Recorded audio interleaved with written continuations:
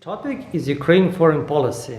It will be presented by our guest lecturer Maksym Kononenko, extraordinary and plenipotentiary ambassador of Ukraine to the Republic of Estonia. Good afternoon. Hello. Previously, you were the ambassador of Ukraine to the Kingdom of the Netherlands, the Minister Council of the Embassy of Ukraine to the French Republic, and the acting parliament representative of Ukraine to the Council of Europe, among other posts. Due to your past and vast diplomatic experience and current mandate, you possess an extensive understanding of Ukraine's foreign policy. Could you please outline these policy priorities? Actually, I would like to make a reference first to the strategy of the foreign policy of Ukraine, which has been adopted under the President Zelensky in August 2021. And for the first time, Ukraine received a comprehensive strategy of foreign policy for the first time in 30 years of our independence. And it was really very important because strategy structured not only thinking and perception of foreign policy, but also our actions aimed at promoting and protecting Ukrainian national interests. And the strategy actually laid down the foundation of multi-year state policy concerning international relations. And I have to emphasize that it was not a declaration, it was a real tool of Ukrainian foreign policy. What is really important is that this strategy rejected multi-vector policy, rejected alignment, ambiguity, non-alignment, ambiguity, the partner dependency and complex of inferiority. And for too long, actually, the center of gravity of Ukrainian foreign policy was outside Ukraine. For some time in Moscow, in Brussels, in other capitals.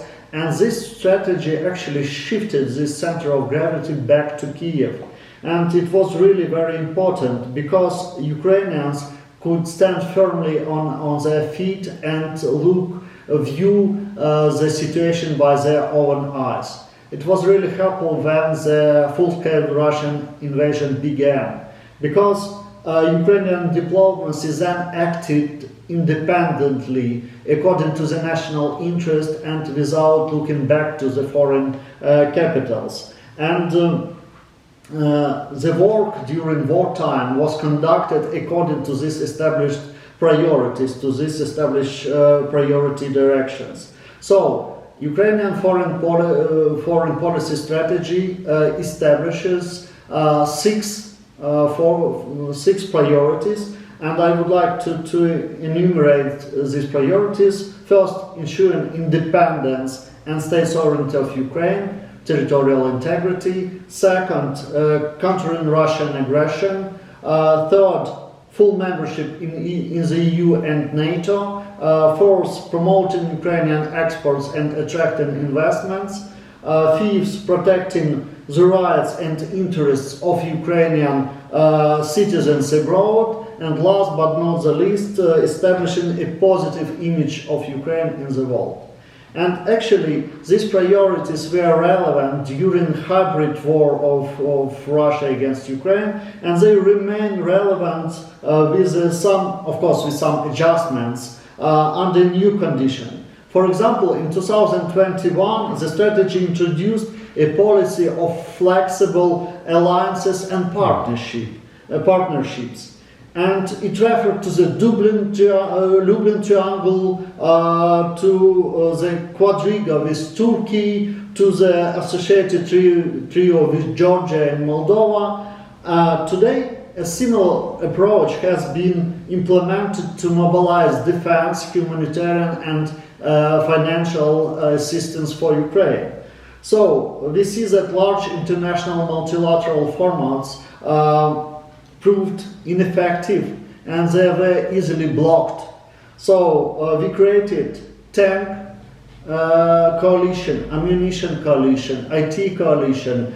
We have created then maritime capabilities coalition and F-16s coalition, and they unite like-minded countries to quickly and effectively help Ukraine in different fields, in various fields.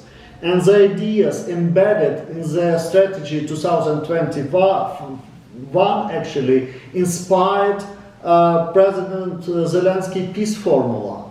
Recall the Crimea platform summit, which formalized our non-recognition policy of the Russian annexation of Crimea. Actually, the success of this project was the starting point for the first peace summit for Ukraine, which took place recently in June in Burgenstock, Switzerland.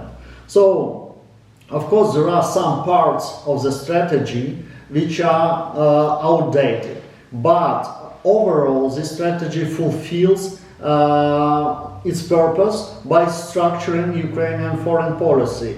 And I would focus now more not on the change in the strategic framework of Ukrainian foreign policy, but more on the change in methods of Ukrainian foreign policy, and which have occurred during the last 3 years.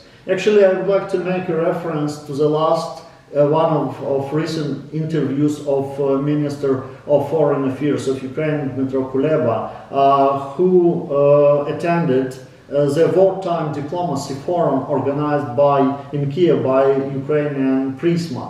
And there he said that the principles of diplomats' work during wartime are fundamentally different from those during traditional times. And so it is. Today, Ukrainian diplomacy is characterized by new working principles. So, what I'm talking about? First principle, it is stubbornness and willingness to keep working even when partners say no. Second one, not being afraid to put friends in an uncomfortable position. Third one, no need for plan B. We have only plan A, and we have to be focused on implementing plan A. Maximum compression of decision-making time, which is really important. The principle that everyone speaks to everyone, but the Ministry of Foreign Affairs coordinates what should be said and not who will say this. And of course, flexible decision making in the style of menu, where elements of decisions can be selected, which is not appropriate for the classical diplomacy. And the last one, clarity and directness and appropriateness. So all these principles were developed out of necessity, but they work. And Minister Kuleba explained the difference, and I can quote him. The difference between us and allied countries is that in the worst case scenario, France will lay flowers on your grave, while you, in that scenario, will die. So there is a difference. Therefore, we should not be afraid to push friends out of their zones of comfort and to speak them frankly in the presence of other friends and allies. This is actually new principles of Ukrainian diplomacy, and I think that little bit later, new strategy based on the experience of the last 3 years and new principles of of Ukrainian diplomacy will be developed. Interesting. You mentioned several coalitions related to the war. So in this context, what are the prospects of Ukraine's NATO membership, or maybe alternative bilateral or multilateral security treaties? Actually, NATO remains our steadfast goal, and joining the alliance is the best security guarantee for Ukraine. There is no doubt. So that's why we have to keep in mind three very important things. First one is that our actions is driven by our unchanged and constant path to the NATO membership. Second thing, which is very important, Ukraine has been actively implementing necessary reforms and in defense and security sector for years to be in line with NATO standards, and we continue to do this. It includes modernization of our military, enhancing interoperability with NATO, and strengthening the democratic institution. And last but not the least, there is a question of political will. And any decision to we feel a strong support actually from many NATO countries, NATO member states, but all decisions are taken by consensus in this organization. So we understand that we have to work in a very dynamic geopolitical space and take into account security concerns of all NATO member states and to work with these concerns. And I think that one day we will be able to influence this decision-making process in order to become a full-fledged member of NATO. But in addition to NATO aspirations, Ukraine is exploring and strengthening bilateral security agreements and multilateral formats. Today, already 24 countries have joined G7 declaration in support of Ukraine, and already we have already signed 25 security agreements with different states and a separate agreement with European Union. So it shows that we are really working on bilateral security infrastructure with different states which are supporting Ukraine, and during last NATO summit in Washington, President Zelensky participated in this summit, and the security compact has been signed by just to create an umbrella for these security agreements and to introduce long-term commitments for the Ukrainian to assist Ukraine and to support Ukrainian state during this horrible war, and mechanism of quick consultations and quick reaction has been introduced by this security compact. And we actually, it is not the end, because we are still working with many other states, and I hope in August we will see a number of other agreements signed by Ukrainian side and other international partners. So, but it doesn't mean that we do not work in multilateral security with multilateral security initiatives. For example, we have we are trying to deepen our defense cooperation within the Lublin Triangle. We are working with Bucharest 9. Actually, this is the Eastern NATO flank countries. So we are working with these formats, and we are trying to cooperate with them as efficiently as possible and to become somehow important partner for these formats.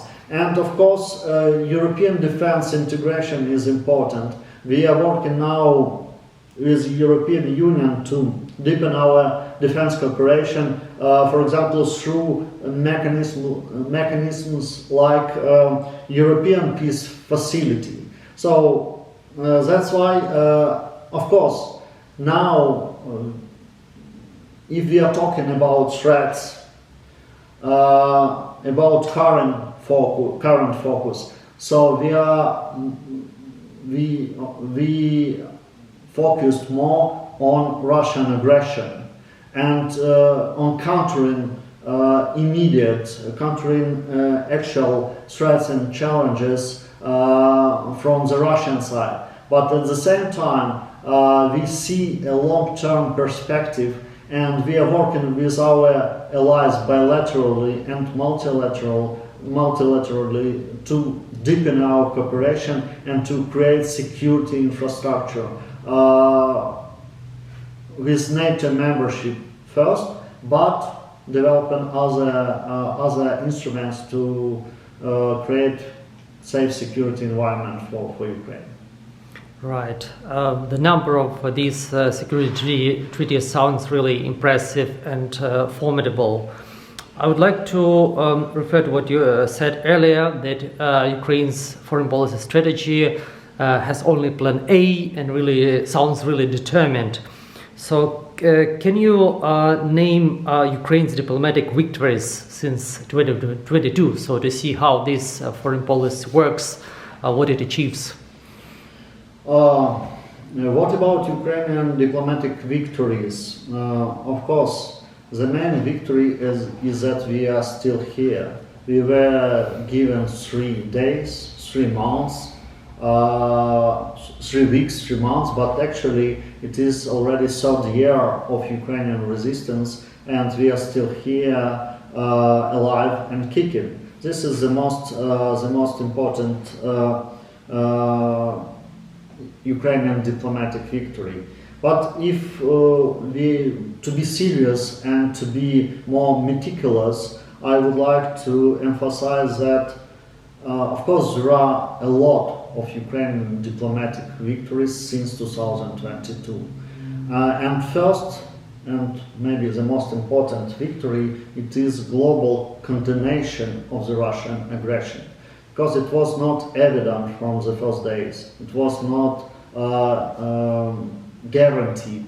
But we have been working very hard, and Ukrainians successfully relied widespread international support, and we achieved the international condemnation of Russia's full-scale aggression, full-scale war against Ukraine. Of course, one of the most important Ukrainian achievements during this wartime, it is the fact that we have increased military help, military assistance to Ukraine. One more time, it was not easy because first several months we had very hard talks with our partners and allies in order to get necessary vehicles, equipment, ammunition to protect ourselves. Now there is already Ramstein format in place. There is already a number of coalitions led by different countries in which are actually supplying Ukraine with different types of vehicles and ammunition. So now, of course, Ukraine is not able to produce everything itself, and the fact that there is this military defense support, which was crucial actually in bolstering Ukrainian defense capabilities. Another achievement, I would say, it is comprehensive sanctions regime against Russia, which has been introduced by a lot of by international community, by different countries and international organizations, and it is a very important instrument to stop Russian war machine. And now we see that sanctions became tougher and tougher every time due to the fact that Russia escalates in its aggression against Ukraine. It's a very important instrument, and Ukrainian diplomacy could break through this wall and convince our partners to introduce these sanctions. Of course, I can mention energy independence, because despite the fact that Russia is trying to completely destroy our energy grid, we have successfully connected to the European grid, and we are repairing our generation and transformation facilities, and we are now, thanks to the help of our European friends, almost completely independent from Russian energy influence. It was not the case before the full-scale invasion, actually. We can mention the strengthening ties with EU and NATO, which is really important, because now all political decisions about our European integration has been taken. First intergovernmental conference took place in last June, 25th of June, and now we are already in negotiation process, and it is more technical. I mean, it is already discussions about substance, not about political will. And Ukrainian diplomacy could convince our European partners to accept Ukraine as a part of this big European family. The same goes for NATO. Unfortunately, we haven't received yet the invitation to become a full-fledged NATO member, but our cooperation in many areas is already makes us NATO member without this invitation. So it is another achievement. Of course, bilateral security agreements, I have already mentioned that, and it's a very important step in the right direction to create a security infrastructure, to get some security guarantees before Ukraine would be able to get full NATO membership. I can mention some international formats like Crimean platform. It was a huge success, and Russia actually, the creation of Crimean platform had the same effect that the weapons supplied to Ukraine, because Ukraine has institutionalized the non-recognition policy. Ukraine gathered the international support and created a club of like-minded countries which will never ever recognize any attempt to annex Ukrainian territory. And this kind of support is very important. As I mentioned, we have created a very flexible system of regional alliances, like Lublin Triangle, like Quadriga with Turkey. And we will continue to find any formats, any regional formats which could support Ukraine and Ukrainians' independence.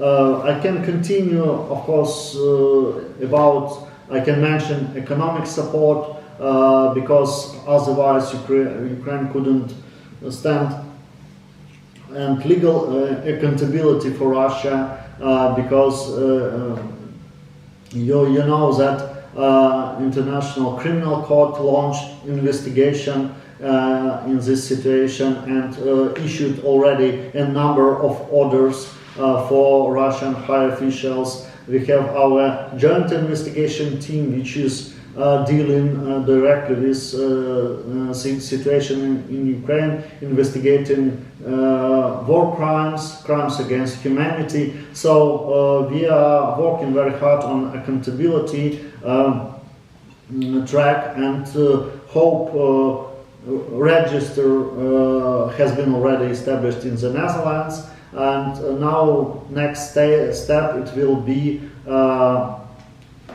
creation of international tribunal for the crime of aggression on the basis of the Council of Europe. So there is a lot of things which we can call the diplomatic victories of Ukraine, but I still hope that in upcoming years we'll see much more interesting things, and we will see more diplomatic victories of Ukraine as well. Indeed, this is very interesting. Looking forward, of course, we understand that right now the focus is repelling Russia's aggression, but once the war ends, how Ukraine's post-war foreign policy may look like? Can you please briefly outline? You know, any journey changes everybody. And Ukraine went through very difficult times, and we learned a lot of very important lessons. And I think that our foreign policy will take into account these lessons and conclusions. And of course, we will continue our European and NATO integration. We will do everything possible to become full-fledged member of these two organizations, because we understand that this is only one guarantee of security and non-repetition of Russian aggression in the future. We will, of course, work on developing our security agreements and our regional security alliances in order to create new security architecture in Europe. It is important. And it's impossible to create this architecture without Ukraine. So Ukraine should find its appropriate place in this architecture, and it will be one of the priorities of Ukrainian diplomacy. Another priority will be strengthening our defense, and I think that now all Ukrainian ambassadors, somehow they are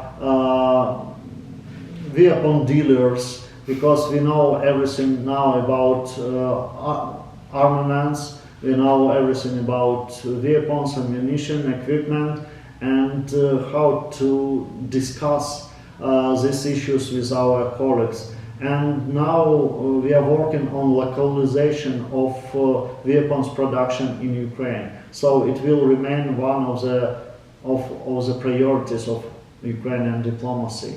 After the end of the war, we are expecting to have a comprehensive Marshall Plan for the reconstruction and recovery of Ukrainian economy.